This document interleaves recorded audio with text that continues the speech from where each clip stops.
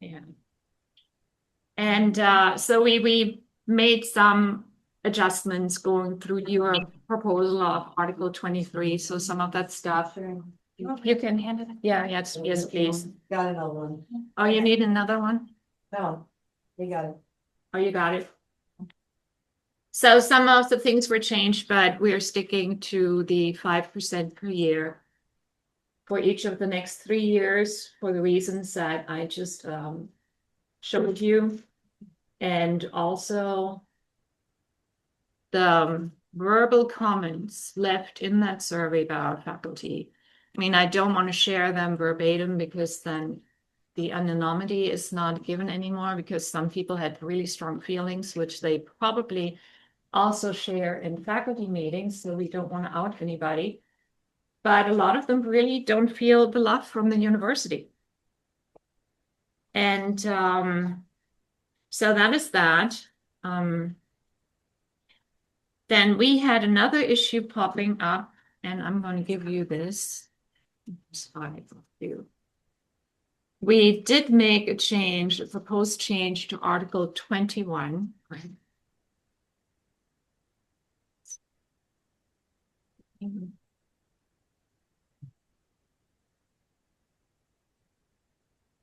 Oh, thank you so much. Really appreciate it. So we pretty much left everything in there. We just added something. Because during the last weeks, we had 3 faculty members contact us who were awarded Fulbrights, and then they were told that they can't go. I mean, I remember on the President Genschaft, Fulbright was a big deal. Back then, I tried for Fulbright, and it's really hard to get one. And President Genschaft made some changes in order to make Fulbrights more attractive for faculty.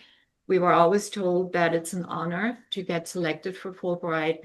So we feel strongly that we need to put something in the contract that protects our faculty who receive prestigious awards like Fulbright. Okay. Yeah. Yes. And I know that it is possible in DC today. But I was reading something earlier this week that Fulbrights are possibly completed, so the bill is pending right now. And so going away. Yeah. They're going away. Yeah.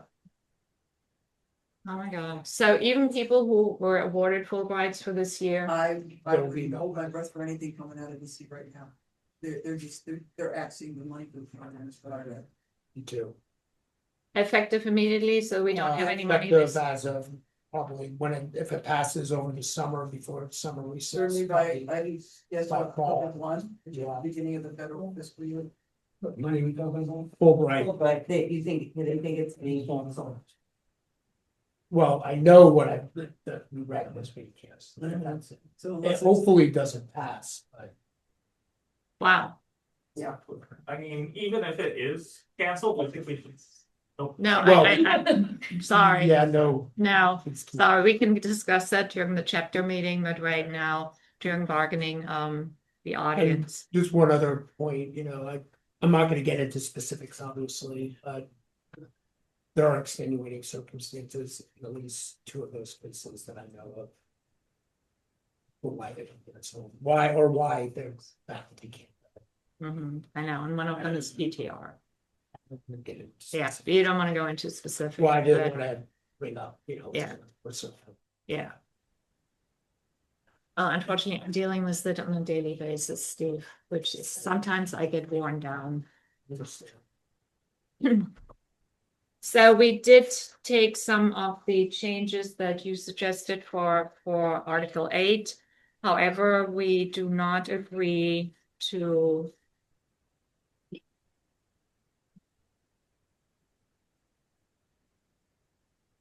so basically we do not agree to your proposed changes to 8.4a because that would be giving you a waiver and write faculty rights out of the contract. So we do not believe that would be fair to our faculty to only have to be notified 30 calendar days of any proposed changes in appointment terms, and that not being able to do anything about it. So we still leave in the no such proposed changes shall become effective and binding on the employee except an increase in salary rate or promotion to a higher rank unless and until agreed to and accepted in writing by the employee. I mean, that is basically what the union is about. And we're not going to give you a waiver on that one. We did make a change, and I do apologize. It didn't save properly on the second page here. And I know that you guys said that we have it in the contract, but if you read Article 13, in terms of campus closure and relocation, you could declare Sarasota Manatee to be a unit and just get rid of it without having to take care of the faculty over there. I changed the F2 to include and any other remaining USF location. I guess I did not push the save button. So I amended that because Steve, you brought up some issues here. So, and that's pretty much what we have to put on the table for today. When you sent me your proposals, updated proposals, I had kind of hoped that you would include the changes to Article 20, which is a grievance procedure, because without that, we can't ratify a contract anyways. And the last court hearing, which was supposed to be on April 30 and May 1, got canceled, moved. You all withdrew, was my understanding. Nobody invited me. Steve, No, you withdrew. we withdrew? I can't speak for the FEA Yeah. attorneys. I mean, I get notifications from them, but I'm not the FEA attorney. Yeah. So, What procedure are you talking about? ULP. The ULP that we had in front of Park about the right to go to arbitration. There was supposed to be a hearing on the 30th of April and 1st of May, and I was informed earlier this year that I was supposed to block out both dates, and then we never heard anything about it. Well, we don't need to talk. Okay. Okay. But that's basically what we have to put on the table for today.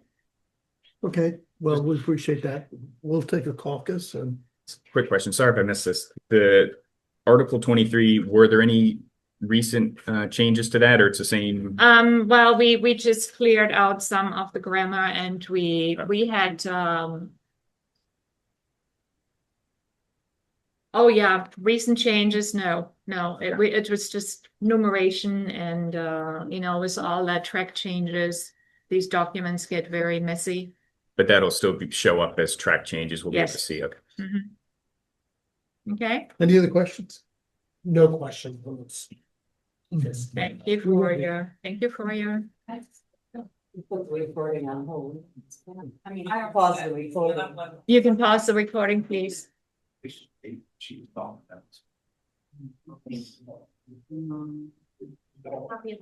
Well, he's running the. I just need one. Very much for that opportunity.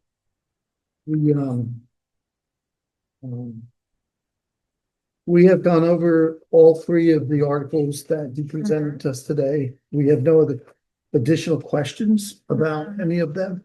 It would be very much appreciated if you could send us a copy of your presentation. I will do that. That's no problem. And I just want to point out, I mean, bargaining is a give and take.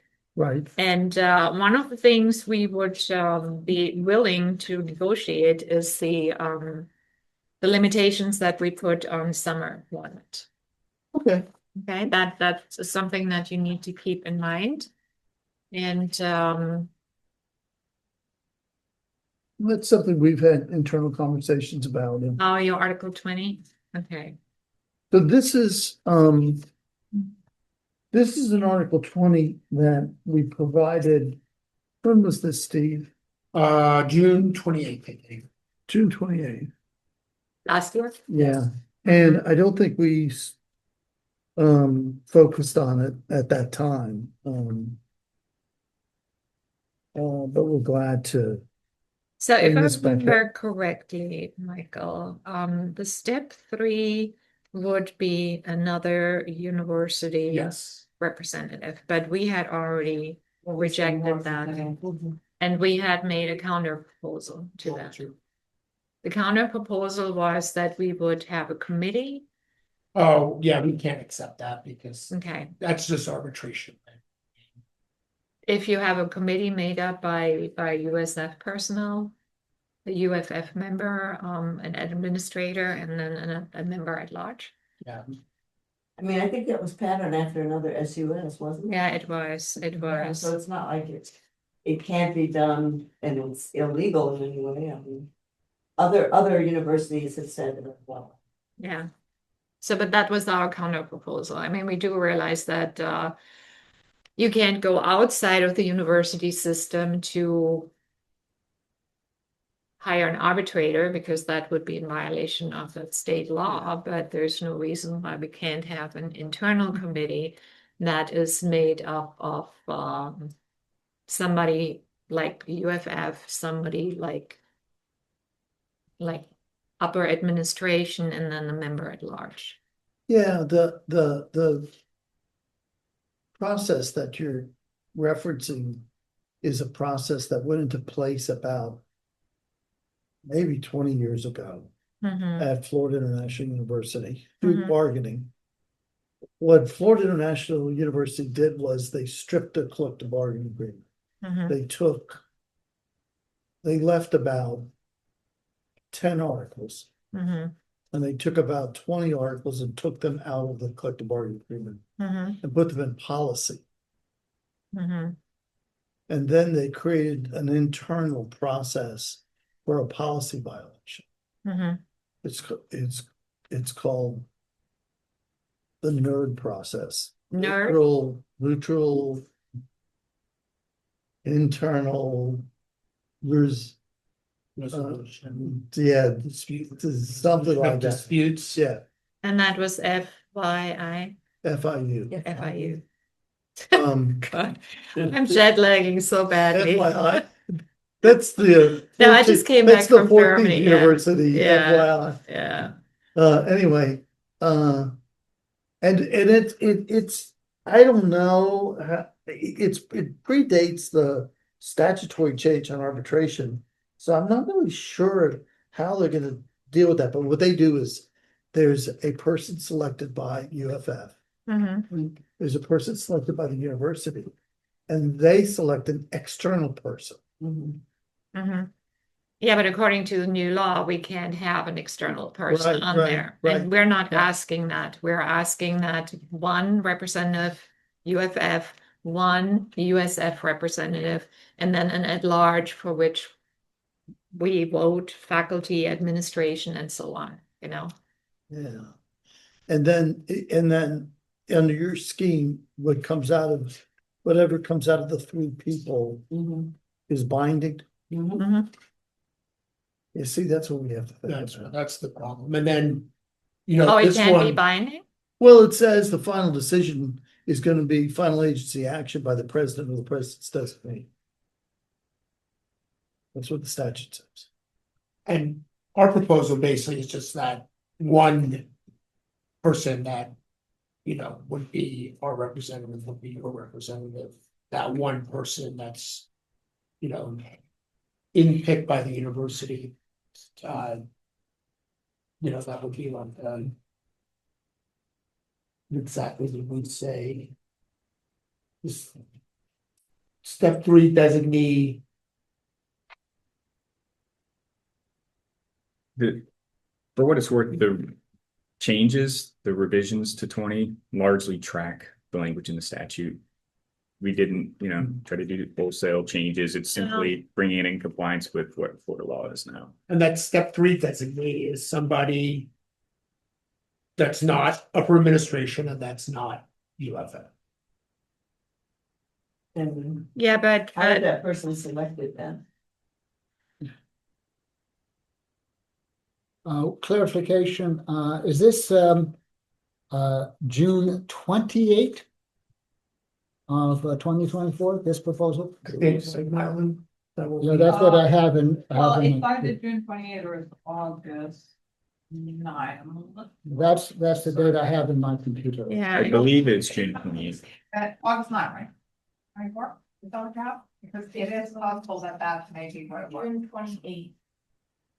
2024. So what's the sundown?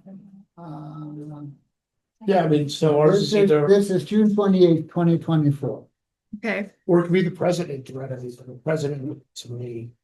yeah, but the president could, Would be the person who did the step two, though, obviously.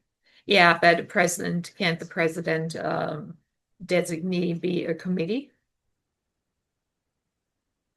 I mean, it's put in the singular, but if the president decides to, I guess under this, that might be allowed. I don't know. That's. Okay, then why don't we check that out? Why don't we check that out? Because the problem that we have is even if the designee as described by you is neither USF nor USF administration, the problem is, will this person be brave enough to speak against decisions that are made by the USF? I was not aware that courage was an element in. Well, it is for a lot of faculty and employees, it is. We've had lots of cases go through the step two review that are worked out at step two. That's No, always not been a USF anymore. representative. No, we don't. I can send you a list by the end of next week. Because I most think it cases depends are- on the grievance, but we've certainly been willing to reach resolutions on grievances that merit. Okay, I can send you a complete list, if not by the end of next week. I'm sure we have grievances that don't get resolved. That's not, Most grievances do not get resolved. I think that's probably true too. Mhm. I mean, there are other universities that have a different process where before it even comes to step one, for example, at FSU, before they go to step one, they have like a mini committee that works with the faculty member and the administrator trying to come to a resolution. And most of their problems are resolved at that stage. But if they're not resolved, then they have the grievance process. And in comparison to us, FSU has very, very few grievances. So would that be in Might save a lot of work.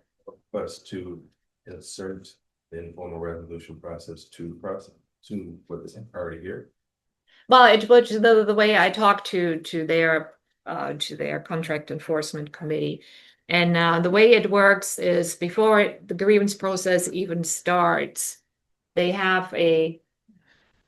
basically are trying to negotiate with the faculty member and the administrator to come to a resolution, because we know as soon as we say official grievance, that a lot of administrators kind of feel that they have to push back.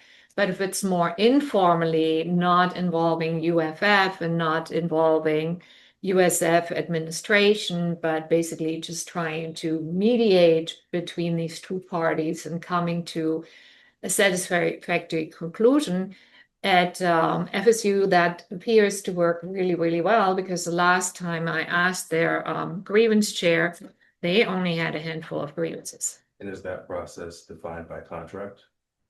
I have to ask her. It's different than step one. It's different than step one, only in the case where the conflicts cannot be resolved would they even go to a step one. And the last time I asked her, I think they had 5 grievances, and we are swimming. I mean, I'm drowning in grievances right now. I think they do have it in the contract. I think they call it the peer review committee, Okay, Okay. and it's a committee of faculty that make a recommendation. Pre-step one, Pre-step. Yeah. Pre-step one. not step three, but pre-step one. Yeah. Mhm. So that might prevent a lot of work. Yeah, it Might would prevent take a lot a of long time. grievances, because I mean, if I look at my list of grievances that we have filed since the law passed on Yeah. July 1, 2023, I mean, we're just, Well, one thing that I am not sure of is, I think it's only used for personnel actions and not used for contract interpretation. In other words, it's primarily used for discipline. I have to check with her, but I asked her how many grievances do you have, and she basically said 5, and Well, my face yeah, fell, and well- it's like, wow, you know. We probably don't have a lot of contract interpretation. So More than 5. I'll be happy to look into it. If you want to propose something like that, we'd be willing to look at it. Okay. Because it would also take a lot of burden away from our grievance officers. Because like I said, I mean, I'm going to fly back to Massachusetts tomorrow, and on Monday I have a list of meetings from early morning till late at night with unhappy faculty members. And it would take a lot of the burden of the contract enforcement committee, which by the way is the new name of the grievance committee. And I do understand that a lot of chairs that we file a grievance against feel like they have to push back, and they feel like they have to be aggressive. And I really personally think that if we try to be less confrontational, that we might have better outcomes. Makes sense. I'd be very interested in seeing what. Okay, You and propose I'll check. On with again, that. just want to be clear, this is a pre-step 1. That is a pre-step Not a one. That is a step 3. pre-step one. Yeah. Okay. We'll definitely work. I'll get to that. Like I said, I'm flying back tomorrow, and then yeah. So I'll get to this, and I will make that available. I can look into it too. Okay, I would appreciate that. Yeah, I have bargained with the faculty at FSU next month. I love that team. I love that bargain. You mean the one that represents FSU? Yeah. Yeah. Well, at the at the Senate meetings, if we have UFF Senate meetings, we usually get presentations from the different bargaining teams, and they're just wow, you know, gung ho and just amazing people on that team. You might not agree with me. Oh, no, I love everybody. Okay. That's on the record. Yeah. That is on the record, yeah. So I get this to you, and I mean, we're willing to give and take, and if summer, you know, has to be a give in order for us to get the salary increases, then we will be happy to talk about that. Okay, Okay, Okay, and then I'll get in contact with Yeah, I'm you gonna about be the next meeting. much to. Oh, you're gonna be. I will be on email, I'm sure. I can't stay off. Well, I don't want to bother you during. No, I'll answer. Well, the thing is, I'm dealing with husband surgery and mother in Germany who is not doing well, and I'm just in and out of the country right But now. in fact, when we were talking about some possible dates, so as soon Okay. as I get back, I'll send you an email Okay. when you're ready to reply. Mhm. But I will be checking email during some downtime. Okay, cool. Good. I can't stay away. You know, that's not healthy. I know. And but if you were in I- Germany, you wouldn't be allowed to do that because that's against the law. That's it. If you are on your annual vacation, you are not Not allowed to allowed to be bothered. You're not allowed to be bothered because research in Germany has shown that you need you need at least 2 weeks to get to a point where you can start relaxing. Yeah, no, I get it, but you're gonna see a lot of good things and I don't have to get up at 4:30, so I'm gonna be relaxed. So we'll get a date. Okay, cool. Well, Thank you all. Have a good Thank you. evening. Have a Have a good good holiday weekend. Yeah, have a good weekend. And audience, we do have the chapter meeting and we do have food. Yep, yeah, you see her. Karen? Yeah, I turn off the recording. yes, please. Thank you. Thank you. Nice to meet you.